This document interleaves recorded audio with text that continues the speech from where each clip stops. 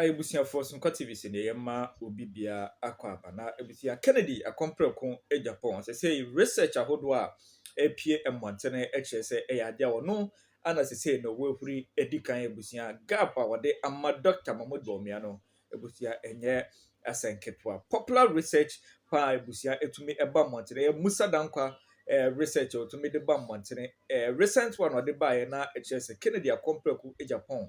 Ana edikan ana ebusia aye edigi papa edi ama Kennedy akompreku Agyapong ne campo na enye esenketwa na ende eye ono ankasa ni spokesperson kwesi kwatin edi ensama odopi na edi aba betu bia wo chemu se ade se research ahodo asese ye ba montini nyina ache se Kennedy akompreku Agyapong ana wo wi ni na in fact nyina enim se MPP amanyoko no 31st January 2026 ya na omo yomo presidential prime minister just say aspirants awodo na ashase omo yomo campaign nanso no Kennedy akompreku Agyapong wachemu a ono ne de won share ne campaign ase na mbom ne to a wokọ no de say your friend say unity to isan say enkabom ana MPP amanyoko no ehia na say base no entumi ankom ho amboma enya de say tumi omo ehwehwe no 2028 no omo sa ebetumi aka santi ono ne to na wokọ ne de unity tour na owie unity tour no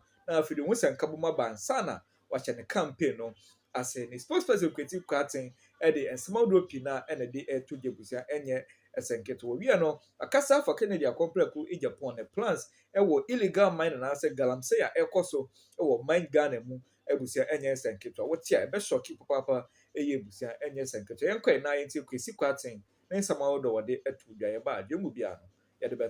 Yes, Ken recently went on a unity tour. I always read Dabao as a unity tour because we are not oblivious of the current state of the party. We feel that until we attain unity as a party, there is no way we are going to make any good effort in terms of even coming to power. And it is a more reason why as a party our base we need to strengthen, re-strategize, and of course it all boils down to coming together with one accord and in one unison, and so that we can be able to, position ourselves well for the 2028 elections. Thankfully, the NDC has also started messing up with their own internal issues. Chairman said he's starting his thank you tour.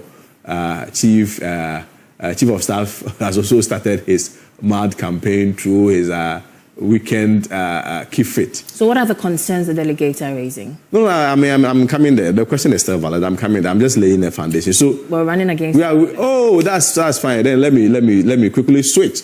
So yes, bottom line is that it looks so good for us as a party for us to come into power in 2028. How's that? We've met them. A lot of them are now listening to the call and concerns of Ghanaians. That when you bring Kennedy Agyapong, he will be voted for. You see, I've always maintained that there is a difference between visibility and marketability.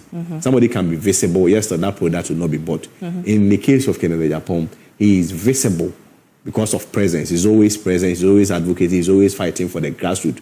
But even beyond the visibility, he's also marketable. Why? Because marketability in this political context means acceptability. And you realize that a lot of Ghanaians trust him based on his past record and what he's lived his life for, in terms of his job creation initiative, in terms of his advocacy, in terms of the character traits that he can look into your face and say that, look, I'm not going to allow this. This is the kind of leadership that Ghanaians are heading for. And we have done Western North, we have done Bono, we have done Bono East, we have also done Ahafo. And I can confidently tell you that from the indication and the signals we are picking from the ground, 31st January, God willing, 2020. So you feel very confident about the delegates? We'll win. Why then have you formed an anti-election rigging squad to, guard the integrity of the primaries? Because that obviously implies that you believe, or he is worried about the skewed, playing field. No, it's not a matter of worry. Like you rightly said, we want to protect the sanctity and integrity of the election results. And what essentially means is that we want to let the will and the intention of the voters manifest. The party will do its best. But there is nothing wrong if we also want to complement the efforts of the party. But there must be a reason. The reason is that we want to, at the end of the voting, whatever votes that Dr. Bryan had, I mean, based on what the delegates decide, we want that votes to be, calculated for him. If the delegates vote a number for Dr. Bawumia, he should get that number of votes. Agyapong, Dr. Duchum, Agyapong, whoever, whatever votes that you had, we want you to have it. So that, let's even assume in compilation of votes and numbers, sometimes there can be administrative, there can be clerical errors. And that is why we are saying that we want to avoid all those things.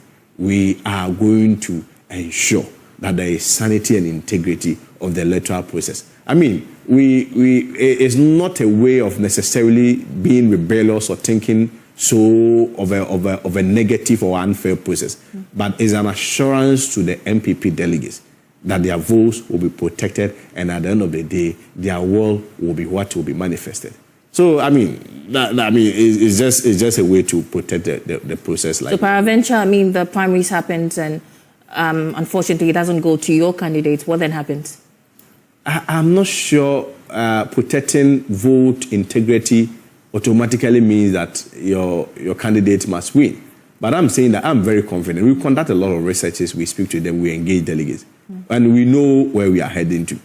I'm so confident, extremely confident, that Agyapong should not be getting anything less than 64 to 67%. I'm so wildly confident. But I'm saying that in doing so, you also need to put measures to protect the vote. And of course, the concerns that you are raising, people have raised similar concerns. For instance, if you look at, let's say, the last primaries, there are some constituencies where certain candidates in the primaries, for instance, had, say, 100%. But in the general election, even though they are MPP delegates, they recorded zeros in the same policies that they had 100%. It raises concerns for other people. But even to us, that is not the big issue. Our concern is to protect the sanctity and the integrity of the results, so that every person, every candidate who contested will get it right. But I think on a substantive question as to what candidate is going to do different, no, it's important to address it. For me, if you look at the whole manners of Galamsey, it's just holistically can be translated into one problem. And it has more to do with having the political will to enforce regulations and ensure compliance. If indeed there is an enforcement of regulations and compliance, I am not sure we may be in this situation that we find ourselves. And there's a more reason why you need that bold leadership, that honest leadership, that leadership who can challenge the status quo and say that enough is enough. Instead of even investing in Galamsey, I am a leader who believes that there is a link between socio-economic transformation and agriculture. I am a leader who now believes that the new Galamsey should be tourism. And that's what Agyapong is going to bring on board. Instead of focusing on Galamsey, he may channel the country's energy into tourism, into mass production through agriculture. And that, I believe, and I'm very confident that is going to tend the socio-economic transformation of our country. Great. But because you mentioned Galamsey, let's still dwell on that topic. Yes. Your candidate has bluntly criticized his own party.